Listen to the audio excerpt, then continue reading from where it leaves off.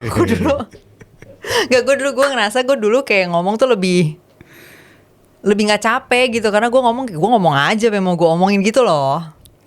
Tapi gara-gara dia ngajarin gue self awareness dan kecerdasan sosial, maksudnya dan empati gitu ya, memahami orang dan lain sebagainya, gue jadi kayak setiap kali gue mau ngomong, anjir banyak banget variabel yang aku proses, kayak mesin aku kayak mau meledak gitu tiap kali mau ngomong. Contohnya orang ini nggak ya gitu, salah paham nggak ya kalau gue ngomongnya, salah paham nggak kesini gitu.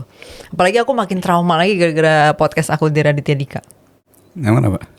Yang aku cerita tentang aku nggak kenal adik-adik aku. Iya, terus orang-orang pada kayak, gila nih orang, masa nggak tahu adiknya tanggal lahirnya berapa gitu-gitu, kayak gimana sih nyambungnya di mana sih, kayak gitu loh.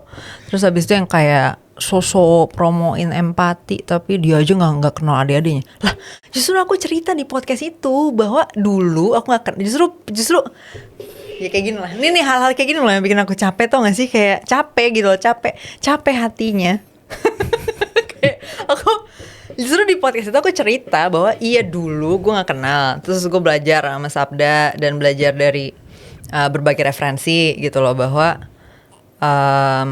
oh ternyata mengenal orang, mengerti orang itu justru membuat hidup jadi lebih efektif gitu loh. Aku mikirnya satu itu, udah ada masalah-masalah yang terjadi minimal dari circle terdekat aku, dari keluarga aku sendiri, yang kayak ada miskomunikasi dan lain sebagainya yang ternyata sangat mudah untuk dibereskan gitu, yang harusnya jadi nggak perlu ada masalah-masalah yang nggak perlu yang waktu itu terjadi.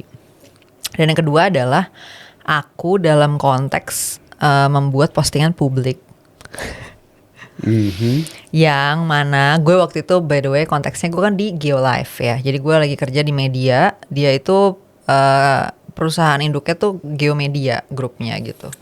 Terus salah satu medianya kan channel YouTube Geolife ya, yang dimana waktu itu gue pegang sebagai head of content lah di situ, dan gue nge-host juga di situ.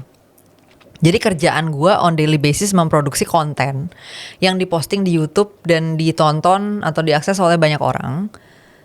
Tapi gue tidak punya skill memahami orang atau komunikasi dengan orang pada umumnya.